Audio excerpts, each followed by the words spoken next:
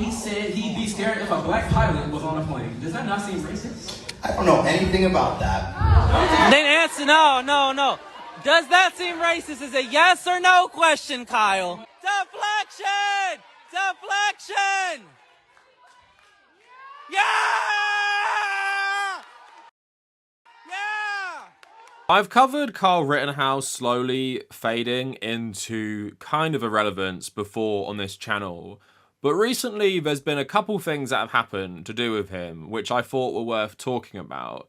Obviously, the big one at the moment is his former spokesperson, like someone who went front and center in front of the media all the time defending this guy and also provided security for him through his company, is now attacking him. And we'll get to him a bit later because I do have some skepticism of this guy pivoting away from the right-wing spotlight into the blue MAGA spotlight, which think Donald Trump is like the only thing wrong with America, and if you just get rid of him or he doesn't become president, then democracy will be saved.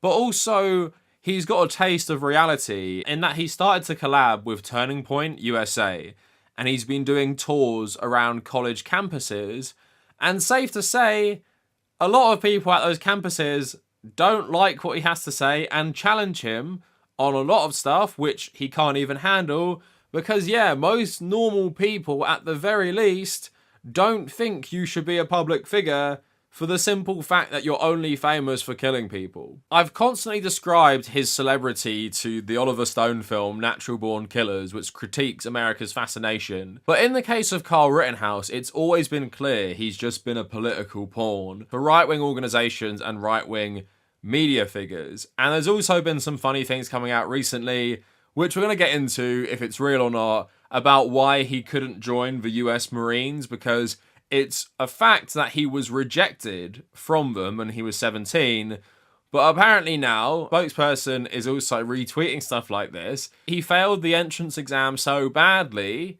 that he's not even allowed to apply again to be a US Marine. So I want to talk about all of this today and just basically, maybe reality finally showing up for this guy in that his celebrity was completely manufactured by a very wealthy right-wing media machine, and a media machine that is not going to be there for you forever, and one day you're just going to be the guy famous for doing what you did, and that's pretty much it, because it's pretty clear no one likes him because he's an amazing speaker and very charismatic. It's literally because he's been propped up by Republican media. So all of that coming up for you today. Please follow me on social media at the Kavernacle on Instagram, my main Instagram and my travel Instagram. Also, check me out on Threads and Blue Sky instead of Twitter. And if you want to support my work and join the Discord, consider becoming a patron. I want to start off with the recent viral rumor that Kyle Rittenhouse was rejected from the Marines for being like really, really stupid. So stupid, in fact, he will never be allowed to apply again. And you guys might have been seeing like these apparent emails from 2020 from a Freedom of Information request, which detail that he failed some tests. But it is public record that he did attempt to join the Marines in January 2020, and Washington Post reporting he was disqualified from serving after discussing his options with recruiters. Said service spokeswoman Yvonne Carluck, she declined to specify why he was disqualified, citing the service's privacy guidelines. Now, this reporting was back in 2020, before he became a right-wing celebrity. If I go searching for why someone might be rejected from the Marines for various reasons, it says on a website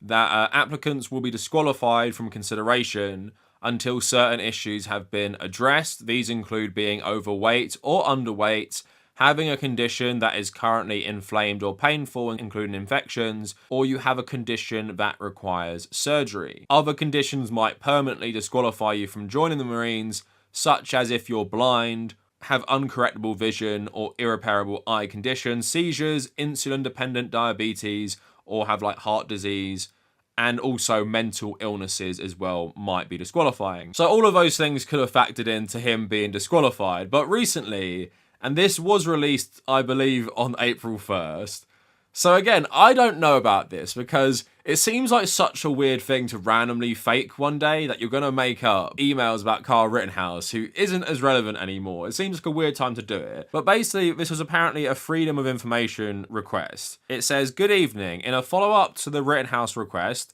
the most received confirmation through US Army and US Marine Corps recruiting command efforts that in January 2020 he took an entrance exam, an ASVAB, and did not meet the service eligibility requirements. His test score was far below the required minimum and was permanently disqualified from entering the US Marine Corps. Please let me know if you have any additional questions." So apparently the context of the email is the FBI asked for this information to ascertain whether this guy was actually like in the armed forces or something, but lots of people have read the emails and have basically speculated, like, I don't really buy this, to be honest. Like, it is a very weird thing to fake. It's a very weird thing to randomly come out now. And it's like a very, very specific thing about failing like a certain test. And for most people, you'd hear that and be like, okay, he failed the entrance exam. Big deal. But it has still gone viral that he was basically too stupid to join the Marines. And that in part is because David Hancock, who was his spokesperson, who we're going to talk about, he actually tweeted out this picture as well. So to join the Marines, I think you need like a 31 or higher on this test. And I actually went and found like mock questions. It feels like also like a driving theory test that even if you don't know this based on general knowledge, you could just like look up similar things and be ready. Here are some mock questions. You have stuff like this. If there are 3 quarts of gas in a gallon container, how full was the container? You have questions asking you what like basic words like observe actually mean. It has some basic math questions and electronics information. So while it's not seen as like easy to get like 100 on this test, everyone pretty much agrees it's pretty easy to get the minimum of 31. So your like general knowledge or just like basic comprehension of anything has to be really, really bad if you're going to get below 31 and be disqualified permanently from the Marines. So him not being allowed to join is a matter of public record. That is a fact, verifiable fact. The emails about him being too stupid, I don't know about that. It's up for speculation. I wouldn't be surprised, as we're going to find out, that he did get rejected based on this because, as David Hancock reveals, yeah, he isn't really the brightest guy ever. Surprise, surprise. Now, one of the main points I want to focus on about this is how this guy is basically now facing, I guess, societal backlash for the first time, in that he's putting himself in front of audiences, I guess, of his peers in terms of people, you know, the same age as him, college age, but he's speaking about political issues because now he's basically become a front for the anti-woke right wing. So now he's talking about trans issues, Black Lives Matter, and now he's tasting reality in that people his age are now asking him questions about this, about Charlie Kirk's own statements about not trusting a black pilot to fly you anywhere. So there's 2 recent stories I want to talk about. So this sickens me. Kyle Rittenhouse's college speaking tour triggers petition, fierce pushback from campus committees. The Rittenhouse recap, as organizer Turning Point USA calls it, takes place in University of Memphis, Western Kentucky University this month, and at Kent State, which is absolutely wild. The event webpage states that Rittenhouse will speak about the importance of the Second Amendment and the lives of Black Lives Matter, which, remember, he told Tucker Carlson straight after that he supports Black Lives Matter, so that's funny. At Kent State, one person launched an online petition calling for the university to cancel the event, with more than 1,000 people signing. Now, if you think Kent State sounds familiar, you might not even be American, and you've heard that. It's because, of course, Kent State is the place where the National Guard killed student anti-war protesters in 1970. So you can understand why people who go to that university might be upset, and I bet there are people who might even work at that university who could have been students around that time, or at the very least were alive to remember what happened. So yeah, you can understand why bringing someone like Kyle Rittenhouse to a university that suffered at the hands of the US government, like gun violence, why they'd have a problem with that. But anyway, moving forward, Kyle Rittenhouse storms off stage after being confronted by students, and we actually have a video of this, and they're challenging him on everything Charlie Kirk said. Okay, I'll answer answer a question of racist things he said. He says we shouldn't celebrate Juneteenth. We shouldn't celebrate Martin Luther King Day. We should be working those days. It's called Ketanji Brown Jackson, an affirmative action hire. He's talked nonsense about George Floyd. And he said he'd be scared if a black pilot was on a plane. Does that not seem racist? I don't know anything about that. Then answer no. Does that seem racist? Is a yes or no question, Kyle. Deflection! Deflection! Yeah! Fuck! Yeah! Okay, the bit is over. Can everyone please exit through the... Yeah! Yeah! So now clearly Kyle Rittenhouse is facing people who like know what they're talking about, but also asking like, yeah, you know, if you're working for Charlie Kirk and doing speaking tours about the lies of Black Lives Matter, so what do you think about his racist comments then? And obviously he can't answer, but so the reporting from Newsweek had a follow-up from Rittenhouse, and he said, the event was scheduled for 30 minutes, I spoke for 30 minutes, and then my security team told the coordinator that we're leaving after the question and we left. I stayed for my scheduled time. A spokesperson for Turning Point told Newsweek he did not storm off the stage. He told the audience that would be his final question, and when he was finished answering it, he left and told the audience he would. So yeah, I don't feel bad for this guy at all. If he felt any remorse for what he did, he would have, you know, on purpose, faded into obscurity in the hopes that he could live a normal life. But grifting as some sort of right-wing culture war figure and being famous only for what he did shows me he just enjoys the limelight. And I bet if he could go back to that day, he'd probably do it again because he knows that's a pathway to some sort of right-wing celebrity, but also it's a great way to ostracize yourself from pretty much all the young people in the country. Like, you gotta be pretty unhinged to still think this guy is like a positive force. It feels like the only people who like him are boomers. Now, speaking of people who like him, there's a guy called David Hancock who was his spokesperson and worked his security for the whole trial, has very intimate knowledge of his whole family, of everything that went on. And if you go on his Twitter page, he's been tweeting about Kyle Rittenhouse for quite a while, but it's seemingly got no attention. Like, no one has really cared until recently he tweeted that thing about, you know, his rejection from the Marines. But if you go and see, it's actually really interesting. This guy who was a Navy SEALs veteran of Iraq and Afghanistan, like, really hates Kyle Rittenhouse. And if we're going to treat this in good faith, and I'm going to bring up my skepticism in a bit, if we're going to treat it in good faith, it seems like some First Amendment right-winger who believes in, like, I don't know, American Western chauvinism, really, really hates Donald Trump, and really, really hates Christian nationalism, and he sees Kyle Rittenhouse changing into this culture war figure for that, so he's turning against Kyle Rittenhouse. It's not that this guy is a saint who really regrets what he did based on the principle of defending this guy. It's more that he defended this guy in the hopes of getting him cleared of his charges, and what Kyle did after that was go around and start endorsing like terrible people like Donald Trump and working with Charlie Kirk. That's my good faith interpretation of this guy. So just into who he was, and if you followed the Rittenhouse trial, you probably would have seen this guy speak. So the Fit News had a little summary. So regular readers have already seen a few excerpts from my interview earlier this month with Dave Hancock, a former member of the Navy Special Warfare Development Group, SEAL Team 6. Hancock has lived an extraordinary life after multiple tours in Iraq and Afghanistan. He sustained a devastating head injury, which required months of physical therapy. He was blown off a rooftop by enemy fire and had to undergo extensive therapy just to be able to talk again. After his rehabilitation, Hancock found a successful security and consulting firm. It was during this work that he connected with famed First Amendment attorney, conspiracy theorist Lynn Wood. At the time, Hancock and Wood were working together. The latter was representing Kyle Rittenhouse. According to Hancock, Wood did not have Rittenhouse's best interests at heart, allegedly letting him sit in jail while Wood boosted his profile among conservatives. Kyle wanted to get out. Hancock told me he wanted to go to Wisconsin and fight the charges. I believe the only thing that Lynn actually cared about was his rapidly expanding political capital and celebrity status. Hancock told me, I heard every day about how many more Twitter followers he got. That was his focus, 5 or 6 hours a day on Twitter. So Linwood was Kyle Rittenhouse's lawyer, and now is like that conservative shaman's lawyer as well. And Kyle Rittenhouse has also gone after Linwood as well, saying that, you know, he was a terrible lawyer. But after the trial, David Hancock gave an interview to Fox 6 News. and I hopefully can play it for you. We're near David Hancock, who is a spokesperson for the Rittenhouse family. You were sitting next to Wendy Rittenhouse as the verdict came in. What was her reaction? What was your reaction to that verdict? One of relief.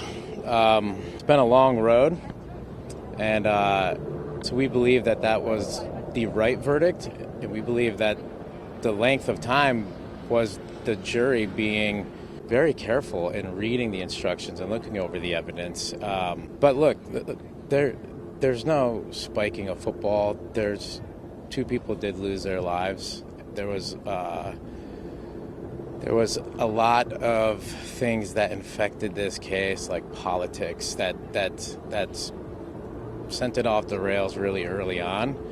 And so there are no winners. I mean, Kyle now gets to live his life as a free young man, an innocent young man, which he is. But at the end of the day, I mean, there are no winners.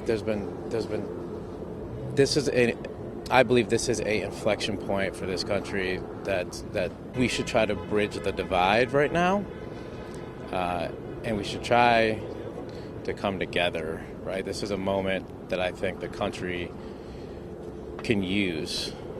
What's next for him? College. He can be an 18-year-old young man. He's studying prerequisites at Arizona State University and for nursing, and he's going to continue that. And we're going to do everything we can to make sure he can live as normal of a life moving forward as possible. But I think you're going to see some good things that come out of Kyle in the future, because he's a very, very pragmatic young man. So if we're going to treat this guy with absolute good faith, like take him at his word, there is no grifting angle to this. You just have to think that this guy is a right-wing American patriot, did his service in the US military, loves his country, like actually loves his country, like the traditional sense that you get brainwashed into loving your country. Like, we're all Americans, we may disagree, but we have to come together to like make America the best country on earth. And it's like Antifa, and it's like the far right, and they're destroying America, and it should be all of us coming together in the middle to make it work. And, you know, I'm defending Kyle Rittenhouse because I believed he acted within his First Amendment rights, and, you know, this guy is a big gun rights advocate, and that's why he got in the trial at all. So I'm going to treat all his statements that we're going to read with that mindset. But I do want to say one thing as well, something to keep in mind. A lot of people involved in stuff like this can't let it go. And you saw that a lot, most famously with the O.J. Simpson trial. How many people essentially made that, you know, into a business and grifted massively off that and milked that for every single thing it was worth, because it's what made them somewhat relevant in the public eye, right? So this Hancock guy, of course, had his career in the military, has his private security company and stuff, but he gained somewhat notability because of his involvement with the Rittenhouse trial. So I'm just going to say it wouldn't be the first time someone tries to stay relevant by continually tying themselves to the thing that made them relevant in the first place. So instead of being a Rittenhouse booster, sycophant, everything like that, he's going to be the Rittenhouse hater who has insider information about Kyle Rittenhouse, which makes him the authority in the opposition to Kyle Rittenhouse. And who would his audience be? You know, maybe less fanatical American conservatives, but we all know Blue MAGA absolutely loves these redemption stories, and they're very naive, and they will accept them, especially if they're ex-military as well. So I just want to throw that out there as well before we go into this, if you guys don't think I'm treating this guy with enough skepticism. But let's take the rest of what he says in somewhat good faith, like he genuinely is someone who supported Kyle Rittenhouse because of his core values, and is genuinely sickened at what Kyle Rittenhouse has become afterwards in terms of being a far-right American culture war talking head or something. So when he tweeted out that email talking about his test scores for the Marine Corps, he writes, "Is anyone surprised that Kyle's far-right political handlers ensured this particular detail didn't make it into the book? See photo," talking about the Marine Corps test. "Regarding his online high school diploma, we had to force him to complete the 4 years of credits in just 10 months, which he did using the Google machine. We invested significant effort to craft the image you witnessed during the trial. We outfitted him in new suits, arranged for his haircut every weekend during the trial, and dedicated over 200 hours to prepare him for direct and cross-examination. We employed the world's leading jury consultant and conducted extensive research through 3 mock trials to identify the ideal jurors and the most effective approach for his testimony, transforming a middle school dropout who was angry at the world with a history of violence and an unhealthy obsession with guns into a respectable young man with a desire for a higher education and a promising future was no easy feat. It was a meticulously crafted facade, which we sincerely hoped he would grow into. Instead, he squandered a full scholarship to study at any subject at any university in the country to become a divisive douchebag and antagonize black Americans on college campuses. Kyle failed to learn a single thing. He remains the same uneducated, arrogant, and antagonistic individual, incapable of telling the truth. Now he genuinely believes he is the show pony we created, and he surrounded himself with sycophants who fuel his inflated ego because they prioritize their political agenda and Christian nationalism over his well-being. Despite my efforts to guide him towards a better path in life, the allure of notoriety triumphed over the prospect of putting in the hard work of pursuing an education. Kyle is ill-equipped to offer advice to young people. I regret my role in shaping him into whatever he's become. If I had known what I know now about Kyle's history, I wouldn't have been involved. Now, just to prove this is the same guy, because I was kind of doubting it at first, like, is this actually the guy involved? Here is him just speaking, just to show you it is him. The Rittenhouse family spokesperson before and during the trial, and I was also, my guys and I protected the Rittenhouse family and Kyle before and during the trial. I spent a lot of time with Kyle, almost every day. So I'm not going to get into too much about Kyle, but what I will say is information that I learned more recently leads me to the conclusion that Kyle is just a giant piece of fucking shit. It's a piece of garbage, okay? So I find that really interesting on multiple levels. Of course, we all know the American justice system is absolutely completely broken, and when it becomes like a celebrity trial, it's even worse, because it's clear, because Kyle had loads of money behind him, he could do all these things to make his chances of being found not guilty even higher, like the presentation, all the behind the scenes coaching that they do that most people just can't afford. And Kyle himself wouldn't be able to afford, and it likely would have affected the outcome of the trial. But if you have money in America, the best lawyers, you have all this extra stuff, then yeah, the legal system isn't too great. But yeah, he's also talking about Kyle being like a middle school dropout, which wasn't common knowledge, talking about all the stuff they did to try and make him look more presentable than he was. So while I said there's a potential for some, grifting here, he was tweeting when like no one was paying attention as well. I mean, we all knew this, but he's also exposing how Kyle's whole, social media is run by other people. He posts like an election endorsement, and David here says,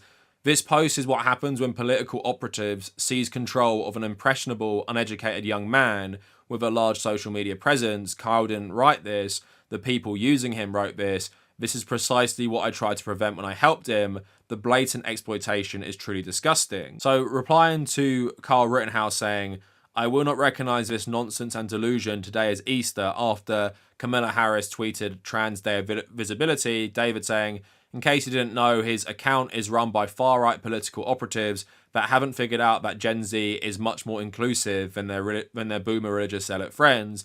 They have effectively destroyed any opportunity for him to live a normal life, low-key life, a political lightning rod rented out to the far right. That's all Kyle will ever be, now and forever. Sad." So just a few more. He also says, "I hope those close to Kyle now grasp the reasoning behind our attempts to encourage him to maintain a low profile and focus on his education. It's possible that Kyle hasn't revealed his significant and very damaging skeletons, which could be brought to light during his civil trials. I strongly recommend they intervene and help him make a positive change. He should put away the firearms, abandon the role-playing, let go of his arrogance and stop making divisive speeches. Instead, they should guide him towards pursuing education out of the public eye." Then saying, "Kyle, like the coward he is, fled the next morning and found solace in the open arms of far-right political operatives. I made every effort to provide him an opportunity for a future unmarred by hate, tragedy, and death. Ultimately, he made his own decisions and embarked on his path. The mainstream media didn't make Kyle throw away the opportunity for a better future. The liberals didn't make him do it. Wokeness didn't make him do it. The political right had other plans for his future. One reason I decided to speak out in the manner I did was witnessing Kyle and Turning Point deliberately antagonize Black Americans on college campuses by having Kyle speak on the lives of Black Lives Matter. There are two things that Kyle is wholly unqualified to do: speak about BLM and give advice to college students. So creating a MAGA monster certainly wasn't my intention. Preventing a future MAGA monster was. That guy is interesting, like I said, if we take him in good faith, in that he seemingly cared about Kyle Rittenhouse and his family, and is feeling burnt, again, if we accept this in good faith, and is feeling burnt because they basically felt like they gave him a chance at a better life through helping him defend himself against the charges and giving him this image of someone who's respectable. But because, he wasn't that intelligent anyway, it was very easy for the right wing to come in and manipulate him. And for him, what he gets out of it is, fame and money. So it's very easy for a young person to say yes for this. And Miss David Hancock reflects what I'm saying, in that most young people about his age or a bit older think Kyle Rittenhouse is a terrible person. And what he did was terrible. And that even being allowed to be a thing that happens in America, that's a terrible thing too. So when the right-wing grifting machine moves on from him, he's going to have nothing. And like David was saying, if he was remorseful, he would have taken up this second chance we gave him and gone to college, because he could have gone to a lot of colleges, pursued his education, and just become, more obscure and get on with his life, live a normal life. But that wasn't enough for him. So now he has to LARP around as Action Man, getting brand deals from companies selling tactical gear or firearms. But even then, I feel like that will really fade. And if what David's saying is true with the civil trials, even more evidence will come out, like with OJ's civil trial as well, then they might start taking back their endorsements if it becomes really, really clear they can't really paper over some of the stuff Kyle has said or things he texted on his phone. Maybe they'll leave him and he'll become desperate. And I'm still maintaining my prediction from my 2021 video. By 2026, this guy will probably have done something really bad for attention again, because that's what always happens. He's going to crave that attention, he's going to miss it, and when the right-wing spotlight fades forever, he's going to really want that back because he's going to have nothing else in his life. So anyway, that is it for the video. Let me know what you guys think, and if you made it this far, thank you for watching.